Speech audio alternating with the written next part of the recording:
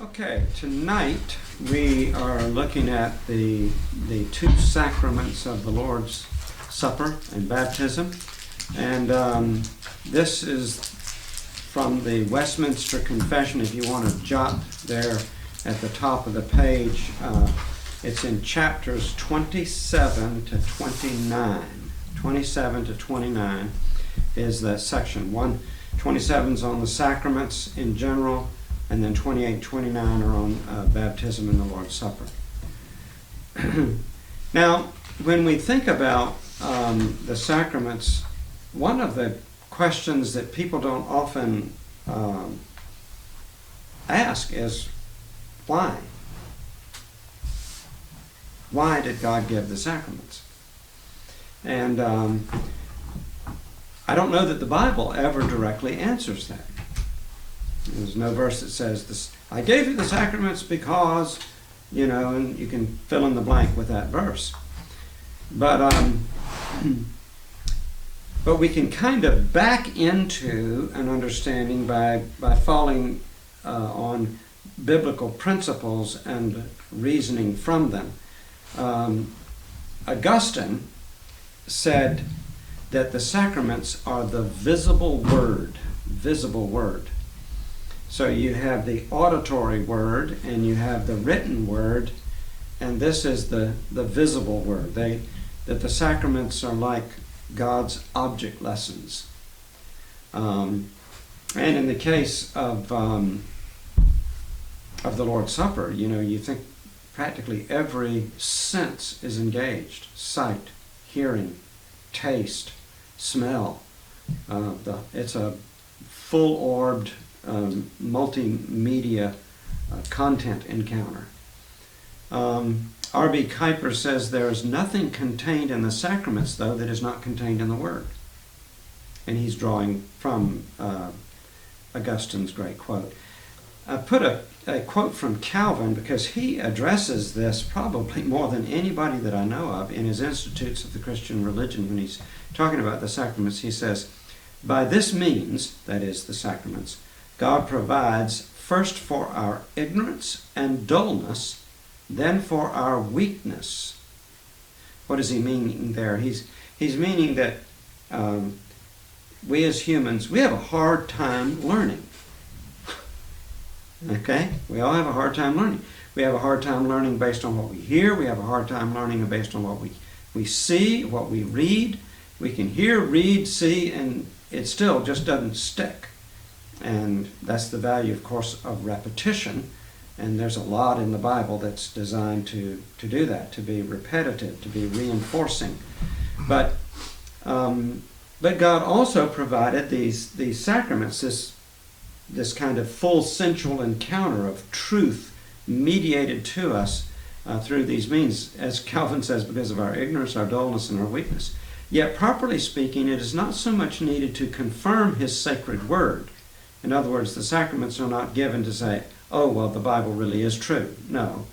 But it's designed to establish us in our faith in it. For God's truth is of itself firm and sure enough, and it cannot receive better confirmation from any other source than from itself. But as our faith is slight and feeble, unless it be propped on all sides and sustained by every means, it trembles, wavers, totters, and at last gives way. Here our merciful Lord, that is in giving us the sacraments, according to his infinite kindness, so tempers himself to our capacity that since we are creatures who always creep on the ground, cleave to the flesh, and do not think about or even conceive of anything spiritual, he condescends to lead us to himself even by these earthly elements and to set before us in the flesh a mirror of spiritual blessings. In other words, the sacraments are designed to address us in a very physical way because we are such physical beings and we have such difficulty grasping things of the unseen world. So I thought that was the most reasonable explanation that I could come up with. I have on about 3 or 4 occasions in my life had a person ask me, now why do we actually do this? I know it's in the Bible, but why did God give it? I don't know if you'll ever be confronted with a question like that, but just remember, bing, bing, bing, there's something back in my lesson notes in that class, and you can go back and check this out. Now, the Shorter Catechism, question 92 says, what is a sacrament? And each word in this definition is really thick with meaning. A sacrament is a holy ordinance instituted by Christ. In other words, if it's instituted by Christ, there's only 2 sacraments, not 7. The Catholic Church has 7 sacraments. We have only 2 because those are the only 2 that have been specifically designated by Christ in his teaching. Wherein, by sensible signs, signs that address our senses, as we were just saying, where certain things are pictured, Christ and the benefits of the new covenant are represented and sealed, or namely promised and applied to us. So you might want to write beside the word signs, pictures, beside signs, pictures, and beside sealed, you can write the word promises, pictures and promises. We're going to look at those 2 words, signs and seals, further in a moment. So, what this means is that the sacraments depict the grace of God, they declare the grace of God, but they do not dispense or distribute the grace of God. They depict it, that's the sign part. They declare it, that's the seal part. But they don't actually dispense or distribute it. Of course, we know the Roman Catholic Church and other so-called sacerdotal churches, I'll explain that term later, did believe that the sacraments actually dispense or distribute grace through the office of an ordained priest. So where do the sacraments fit into the program of God?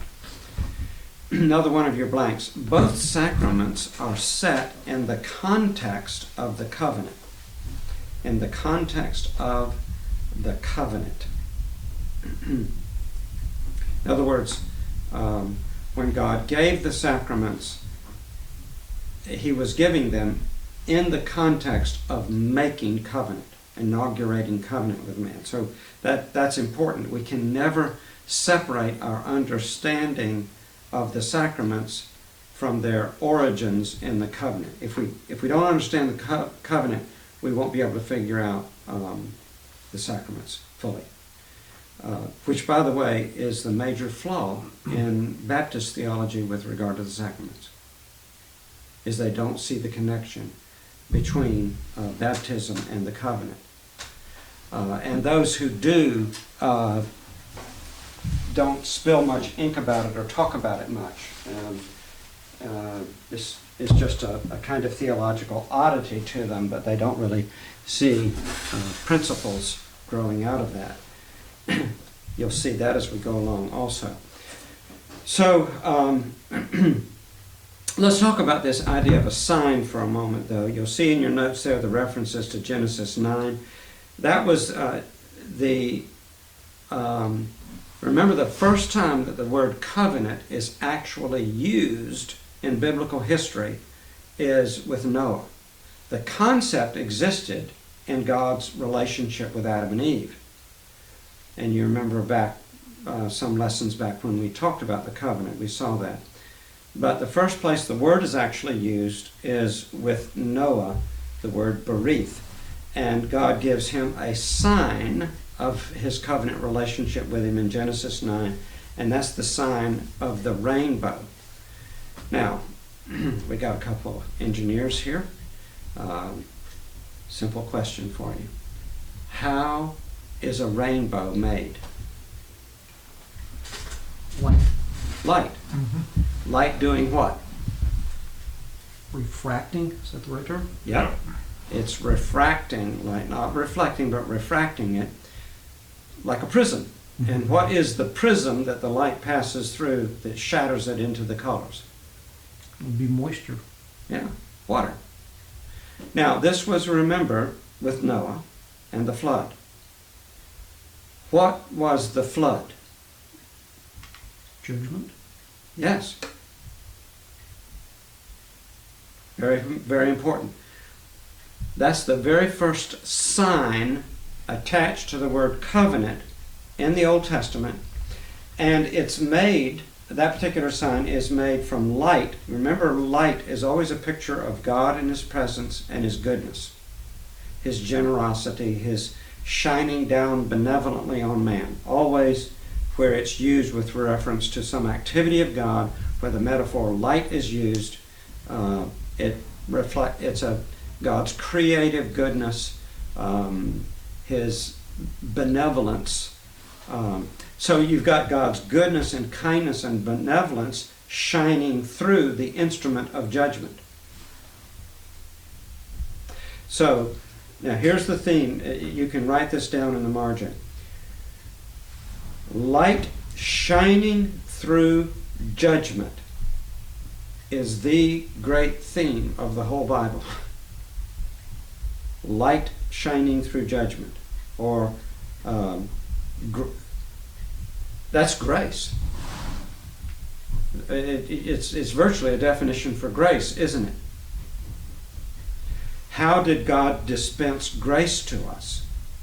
It was by the judgment falling on the substitute, that the grace and the goodness and the kindness and the mercy of God could be poured out on the judgment deserver. Those two things combined. Think of the sacrificial system. It was judgment poured out, death meted out upon the head of the substitute, so that the worshiper, the one who brought the sacrifice, could be delivered. And that, of course, pointed ultimately to Christ, the ultimate sacrifice. Now, when we go to Genesis 17, and the sign changes, it changes to circumcision in Genesis 17. And remember that circumcision in Genesis 17 is the exact same thing that in Genesis 15 was the cleaving of the animals. When God made a covenant with Abraham, the way that covenant was inaugurated, put into force, ratified, was these sacrificial victims were slain and cut in half, and then a bloody pathway made between the cleaved pieces of the sacrificial victims. And the way that covenanting worked, it was that both parties were supposed to pass through the cleaved pieces. But in Genesis 15, Abraham slept, and only God, in a God appearance of a smoking furnace and a burning lamp, passed through the cleaved pieces. By the way, the smoking furnace and the burning lamp was a picture of the furnace of affliction. That's a very adroit metaphor throughout the Old Testament. The furnace of affliction that God's people were in Egypt. So what God was saying there is, I'm identifying with you and your seed after you throughout their generations. I am taking their place in passing through the cleaved pieces. If I default on this covenant with you, Abraham, I invoke upon myself what's fallen on these sacrificial victims. But also, Abraham, if you default on the covenant, if you violate the stipulations, if you disobey me, I invoke upon myself the judgment that should fall on you. So God takes responsibility for both sides of the covenant. His side in faithfulness to us, our side in unfaithfulness to him. What a picture that is, of course, of Jesus. But once again, if circumcision in chapter 17 essentially replaces, it's the exact same thing, it fits the same place in the structure of the covenant as the cleaving of the animal pieces in chapter 15, what does circumcision picture then? what did the cleaving of the sacrificial victims picture in the covenant arrangement? Think about that for a minute. Hint, hint, hint. What did we just say the rainbow pictured? Remember? You see how we're connecting the dots? What did circumcision picture? What did the cleaving of the animals picture? What was actually being depicted? Well, there's definitely bloodshed. Yes. Which was what? Pointing to Christ's sacrifice, the ultimate sacrifice? Yes. Which Christ's sacrifice, the ultimate sacrifice, was what before God?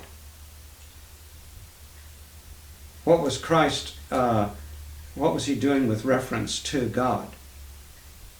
And his... Oh, he took the part of God's part for, if that's what you're saying, for the broken covenant on our behalf. Yeah. So in other words, he endured the consequences of our covenant breaking. Mm-hmm.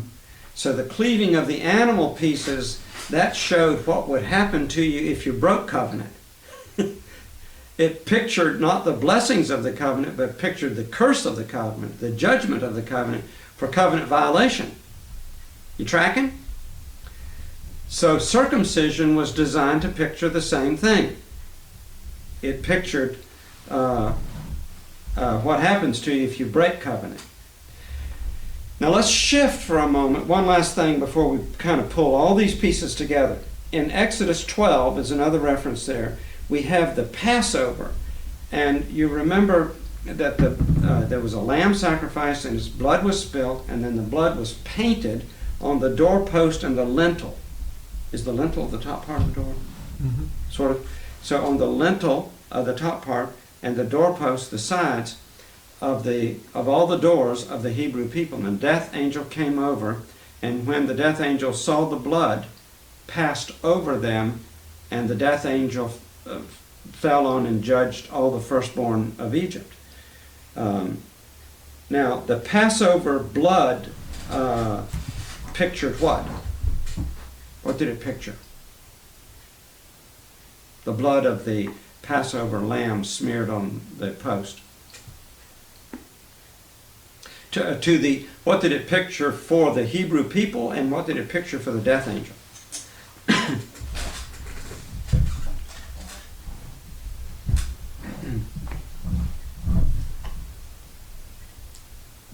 What do you think that picture? Well, for the death angel, I guess you could say blood's already been shed there. Judgment's already fallen. Mm-hmm. You know, we have in our civil law no twice punishment for the same crime. You remember that? And that in our civil law is embedded actually ultimately in the law of God. Once justice is satisfied, it would actually be unjust for God to pay double for the crime. So once again, the blood pictured judgment. Judgment has already happened. By the way, it's interesting to think about that. If the death angel passed over the Hebrews only because the blood had been applied to the doorpost and the lintel, that means that the Hebrews deserved to die every bit as much as the Egyptians. You ever thought about that? That was deliberately a part of the picture.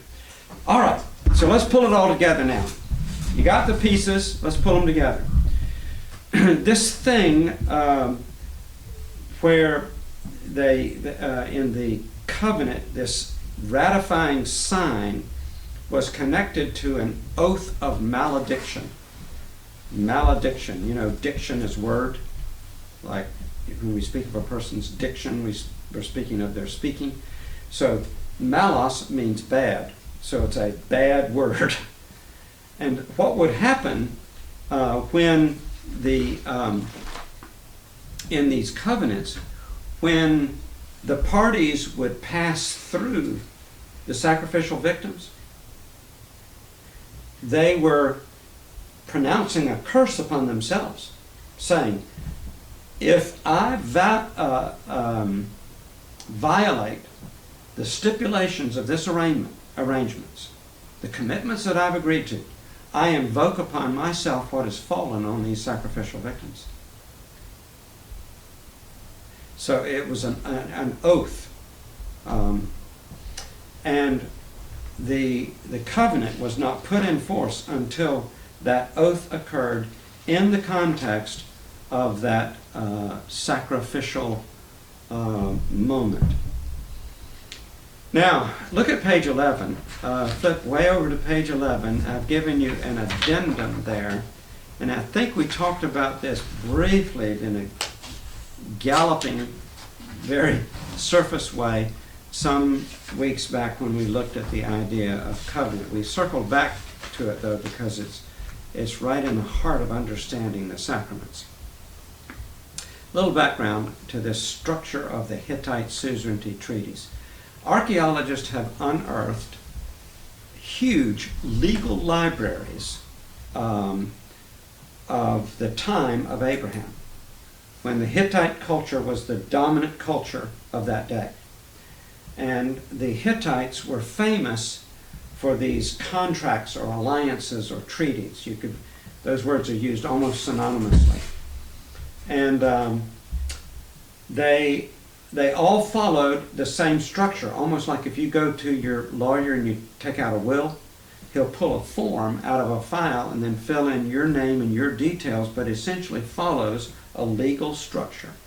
So there was this legal structure to these Hittite suzerainty treaties.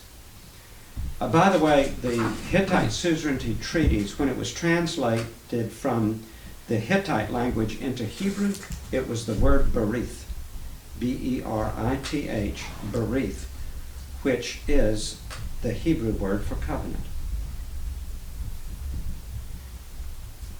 So this was the days of Abraham. We're talking somewhere 1900 to 1700 BC. So here's the structure of these Hittite treaties, and as I go through this, you're going to immediately see what God did with Abraham in Genesis 17 that we would not have understood, because it's so tied into the customs of the day that God accommodated to those customs that Abraham would be very familiar with. It had a preamble, and in the preamble, that was the part of the suzerainty. By the way, suzerain means like sovereign, and these Hittite kings would conquer these lesser vassal states. And when they would do it, the Hittites were geniuses about this. They would actually make them their allies. And they would enter into these suzerainty treaties with them. And here were the parts of it. There would be identifying the contracting parties. I am so-and-so and so-and-so, Hittite lord, and he would name his dominions and so forth. And then the vassal would say, and I am so-and-so, and I have had these lands, and I acknowledge that I have been conquered by the Hittite suzerain in his name. Then there would be a prologue that would list the deeds or the exploits, especially those performed by the suzerain, on behalf of the vassal. Sometimes it would list very broadly the exploits of the suzerain. I am suzerain so-and-so and so-and-so, and I've conquered these lands, and I have this big of an army, and I amass this much tribute every year. I mean, it was kind of a chest-beating thing.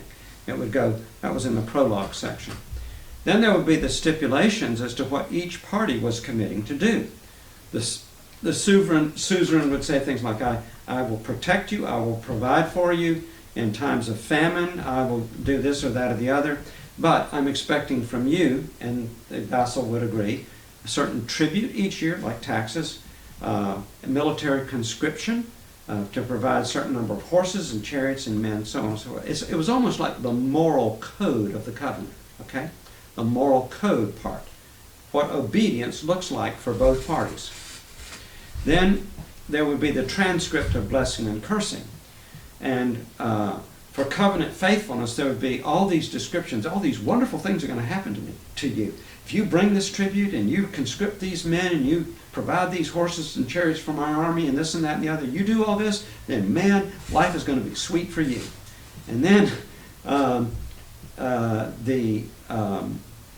the cursing part was what happens to you if you break the covenant, and particularly for the vassal. That was